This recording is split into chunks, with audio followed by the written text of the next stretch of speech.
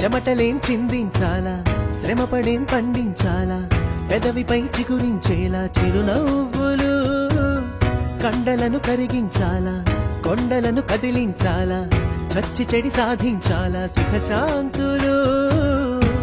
మనుషులని పెంచే రుజువు, మమతలను పెంచే ఋతువు, మనసులను తెరిచే హితవు, వందేళ్ళైన వాడని చిరునవ్వు.